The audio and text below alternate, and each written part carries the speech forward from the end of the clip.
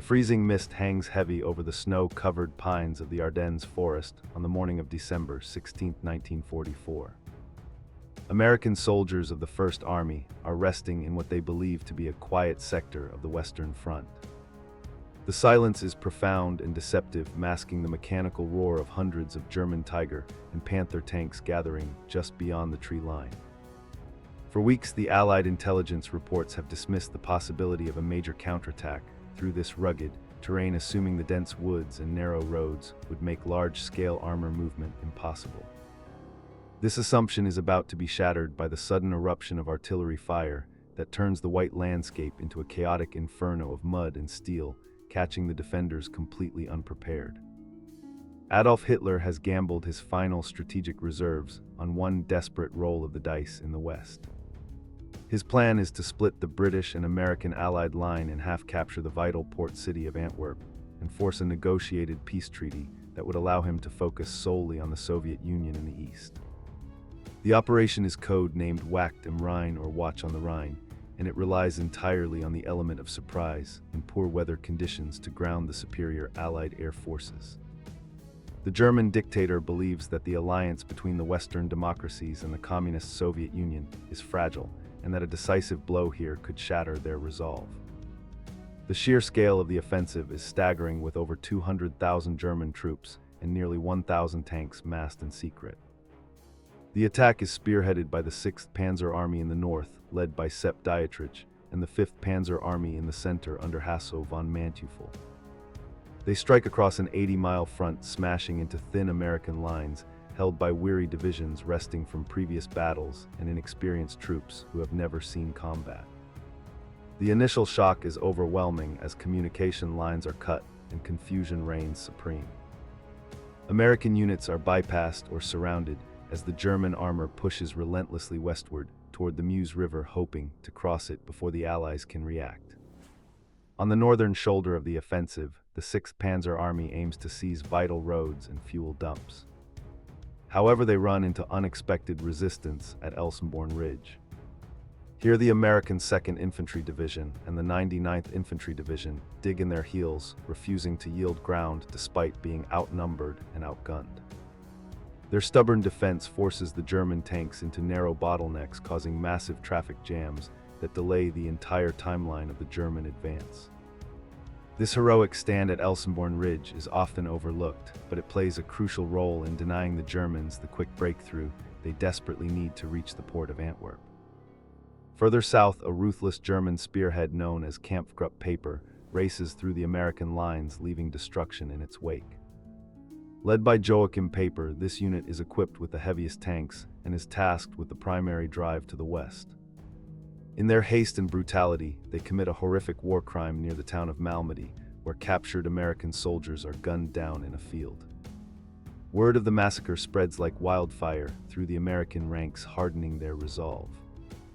Instead of inducing panic, the atrocity convinces the American soldiers that surrender is not an option and that they must fight to the death against the invaders. As the situation deteriorates, the Supreme Allied Commander General Dwight David Eisenhower calls a meeting of his top commanders at Verdun on December 19th. The mood in the room is grim as the generals look at maps showing a massive bulge in their lines. However, Eisenhower refuses to see this as a disaster. He famously declares that the present situation is to be regarded as an opportunity for us and not a disaster. He realizes that by coming out of their fortified positions, the German army has exposed itself to destruction. He turns to his most aggressive commander, General George Smith Patton Junior, and asks how long it will take him to turn his Third Army north to attack the German flank. General George Smith Patton Junior makes a promise that seems impossible to everyone else in the room. He assures Eisenhower that he can disengage his forces from their current battle in the Saar region, pivot them 90 degrees, and attack the German southern flank in just 48 hours. The other generals are skeptical, believing such a complex maneuver in terrible winter conditions will take days, if not weeks. But Patton has already issued preliminary orders to his staff, anticipating this very move.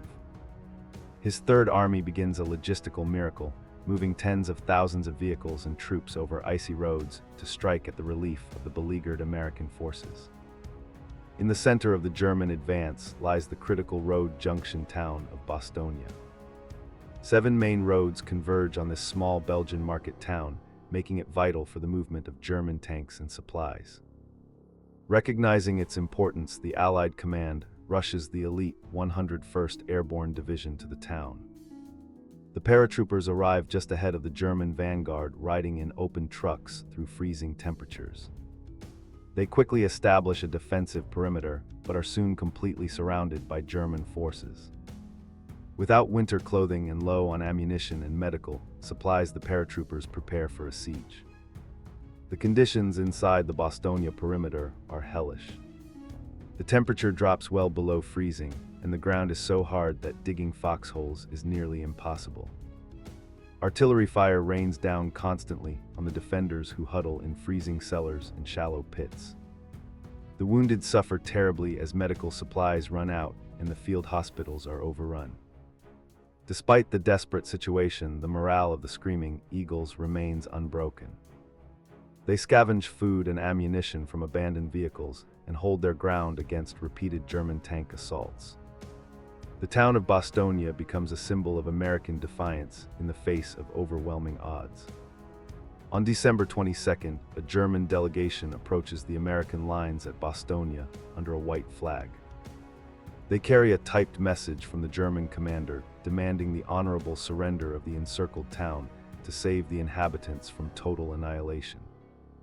The acting commander of the 101st Airborne, General Anthony Clement McAuliffe, receives the message. His initial reaction is one of disbelief, and he mutters that they must be crazy. When asked for a formal written reply, McAuliffe scrawls a single word that has since become legendary in military history. The note simply reads, "Nuts."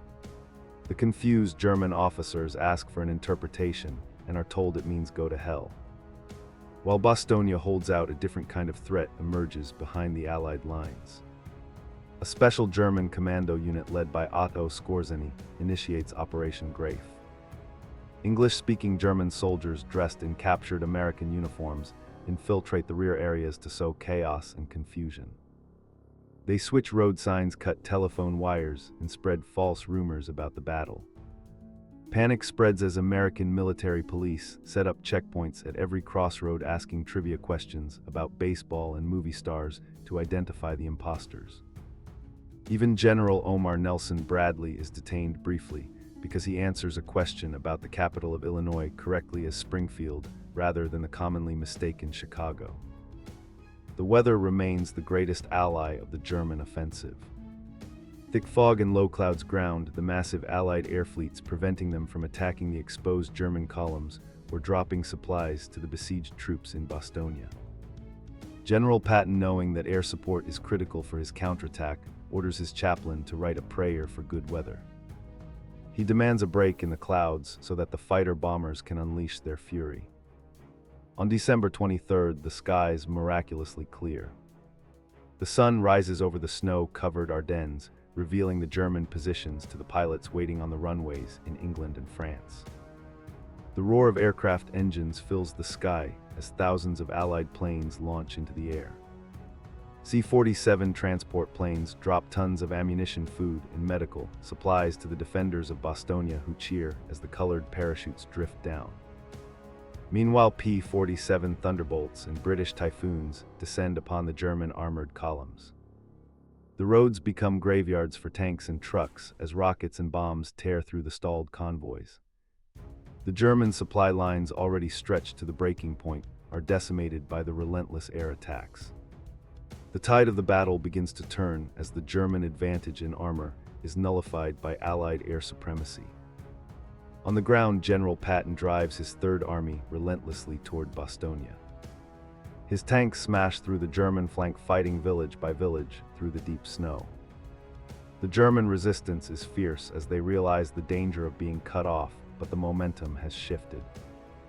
On December 26th, the lead tanks of the 4th Armored Division break through the encirclement and link up with the 101st Airborne. The siege of Bastogne is broken. The German commander Hasso von Manteuffel recommends a withdrawal, but Hitler, obsessed with victory, orders his troops to keep fighting and to capture the town at all costs.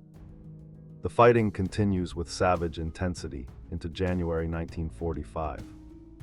The Germans launch Operation Bodenplatte, a massive air raid on Allied airfields in a last-ditch attempt to regain air superiority. While they manage to destroy many Allied planes on the ground, the operation is a strategic failure. The Luftwaffe loses hundreds of irreplaceable pilots and planes, crippling the German Air Force for the remainder of the war. On the ground, the German tanks begin to run out of fuel. Crews are forced to abandon their mighty King Tigers and Panthers, leaving them as rusting monuments in the snowy fields. In the North Field, Marshal Bernard Law Montgomery commands the British and American forces blocking the German advance. He begins a methodical counterattack, pushing south to link up with Patton advancing from the south. The German forces are now in danger of being encircled themselves. The bulge that they had created in the Allied line is being slowly squeezed shut. The fighting in the dense forests is brutal, with soldiers battling frostbite and trench foot as much as the enemy. The pristine white snow is stained black with soot and red with blood as the two massive armies grind against each other. By mid-January, the German retreat is in full swing. The once proud panzer divisions are reduced to remnants, limping back toward the German border. They leave behind most of their heavy equipment and tens of thousands of dead and wounded. The roads they hoped would lead to Antwerp are now clogged with the debris of their defeat. The American forces retake the ground they had lost, discovering the frozen bodies of their comrades and the evidence of the fierce battles that took place weeks earlier. The town of St. Vith is recaptured, and the Allied line is restored to its original position. The cost of the Battle of the Bulge is staggering. The United States Army suffers over 80,000 casualties, making it the bloodiest battle in American history. The Germans lose nearly 100,000 men and virtually all of their remaining tanks and aircraft. The offensive that was meant to win the war for Hitler has instead hastened his defeat. By using up his mobile reserves in the West, he has left the Eastern Front vulnerable to the massive Soviet winter offensive that begins in mid-January. The gamble has failed completely, and the road to the heart of Germany is now open. The Battle of the Bulge tested the resolve of the Allied alliance and the fighting spirit of the American soldier. It proved that the democratic armies could withstand the hardest blow, the Wehrmacht could deliver and strike back with devastating power. The leadership of generals like Eisenhower, Patton, and Bradley, combined with the tenacity of the ordinary GI, turned a potential disaster into a decisive victory. The myth of German invincibility is shattered forever in the snows of the Ardennes. The soldiers who survived the frozen hell of the Bulge will carry the memory of those dark days for the rest of their lives. As the snow melts in the spring of 1945, the wreckage of the battle remains scattered across the landscape. The rusted hulks of tanks and the scarred trees bear witness to the ferocity of the combat. The Allied armies press forward, crossing the Rhine River and advancing into the German heartland. The Third Reich is collapsing from within and without. The gamble in the Ardennes was the last gasp of a dying regime. The war in Europe will end in just a few months, but the legacy of the Battle of the Bulge stands as a testament to the courage and sacrifice of those who stood fast against the tyranny of the Nazi war machine. The strategic failure of the Ardennes offensive marks the end of Hitler's ability to influence the outcome of the war. He retreats to his bunker in Berlin, his armies shattered and his cities in ruins. The world watches as the Allied forces close the vise on Nazi Germany. The lessons of the Bulge are studied by military historians for decades, analyzing the intelligence, failures, the logistical challenges, and the tactical brilliance of the defense. But for the men who fought there, it was not a study in strategy, but a brutal struggle for survival in the coldest winter in living memory. Today, the Ardennes Forest is once again peaceful. Memorials and cemeteries dot the landscape, honoring the thousands of young men who never returned home. Visitors can still see the foxholes dug by the paratroopers near Bastogne, preserved by the passage of time. The tank turrets stand as silent sentinels at road junctions, where desperate battles were fought. The silence of the forest has returned, but if one listens closely to the whisper of the wind through the pines, one can almost hear the echoes of the past, the rumble of tracks, and the voices of the soldiers who made history in the Battle of the Bulge. This battle remains a defining moment in the history of the United States Army and the Second World War. It demonstrated the resilience of the American spirit and the ability to adapt and overcome in the face of adversity. The victory in the Ardennes ensured that the liberation of Europe would continue and that the Nazi regime would be destroyed. It serves as a reminder of the price of freedom and the sacrifices required to maintain it. The story of the Battle of the Bulge is a story of courage, endurance, and the ultimate triumph of the human spirit over tyranny. Reflecting on the events of December 1944 allows us to appreciate the magnitude of the challenge faced by the Allied forces. They were caught off guard, outnumbered, and fighting in terrible conditions, yet they did not break. They held the line and pushed back the darkness. The legacy of the Bulge is not just in the maps and the history books, but in the character of the nations that fought against aggression. It stands as a beacon of hope, showing that even in the darkest winter, victory is possible for those who stand united. In the end, the Battle of the Bulge was Hitler's last major offensive, but it was also the proving ground for a generation of heroes. From the generals in their command posts to the privates in their foxholes, everyone played a part in stopping the German war machine. As we look back on this pivotal moment in history, we honor their memory and their contribution to the world we live in today. The snow has long since melted, but the glory of their achievement remains frozen in time, forever etched into the landscape of the Ardennes and the history of the free world. The final analysis of the battle reveals the hubris of the German High Command and the resilience of the Allied coalition. The assumption that the Western Allies would crumble under pressure was proven false. Instead, the attack forged a stronger bond between the nations fighting for liberation. The Battle of the Bulge was the crucible in which the final victory in Europe was cast. It accelerated the end of the war and saved countless lives by destroying the remaining offensive power of the German army. The gamble had failed, and the price was the total destruction of the Third Reich. As the sun sets over the Ardennes, today the shadows lengthen across the former battlefields. The peaceful villages and quiet woods belie the violence that once consumed this place. It is a place of remembrance and reflection, a place to understand the cost of war and the value of peace. The Battle of the Bulge is more than just a chapter in a history book. It is a powerful narrative of human endurance and the fight for a better future. It is a story that must be told and retold so that we never forget the sacrifices made in the winter of 1944. The narrative of the Battle of the Bulge concludes not with the cessation of fire, but with the enduring impact on the world. The geopolitical landscape of Europe was shaped by the outcome of these battles.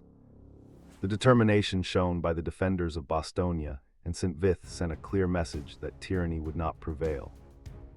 As we close this chapter of history, we are reminded that freedom is fragile and must be defended with vigilance and courage. The echoes of the Ardennes serve as a lasting warning and a timeless inspiration for generations to come. Ultimately, the story of the Battle of the Bulge is about the triumph of the human will. It is about ordinary men doing extraordinary things in the face of impossible odds. It is about the bond of brotherhood that is forged in the fires of combat.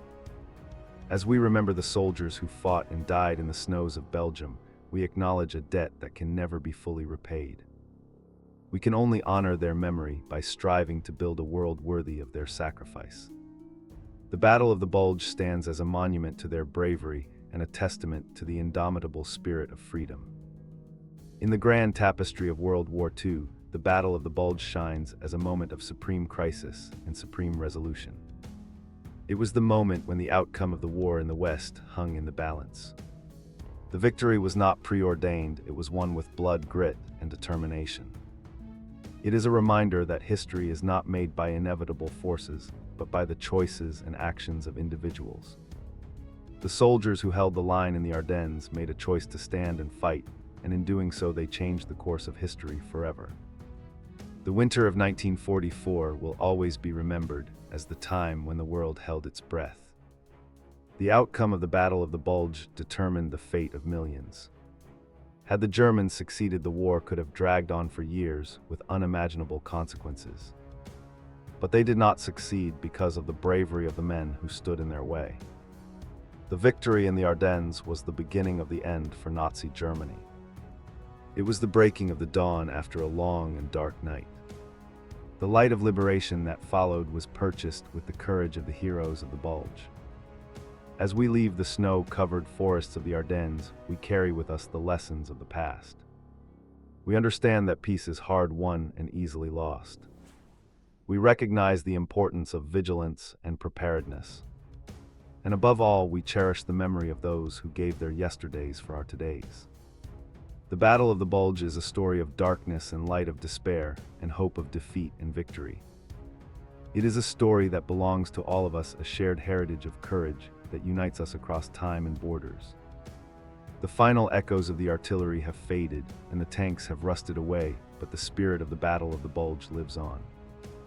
It lives on in the freedom we enjoy today. It lives on in the alliances that bind democratic nations together. And it lives on in the hearts of those who remember. As the years pass and the veterans leave us, it becomes our duty to keep their story alive. To tell our children and our grandchildren about the winter of 1944, when the world was saved in the forests of the Ardennes. Let this documentary serve as a tribute to the fallen and a salute to the survivors. Let it be a reminder that even in the bleakest of winters, spring will eventually come. The Battle of the Bulge was a test of civilization itself, and civilization prevailed. The sacrifices made in the cold and snow of Belgium ensured that liberty would not perish from the earth. This is the legacy of the Battle of the Bulge, a legacy of honor, duty, and undying courage that will shine as long as free men and women walk the earth. The whisper of time remembers the Battle of the Bulge. We remember the fear and the cold. We remember the heroism and the sacrifice. We remember the victory. As the mist clears from the Ardennes one last time, we see not just a battlefield but a hallowed ground. A place where history turned on a hinge of fate. A place where the future was secured by the bravery of the past. This was Hitler's last gamble, and it was defeated by the unbreakable spirit of the free world.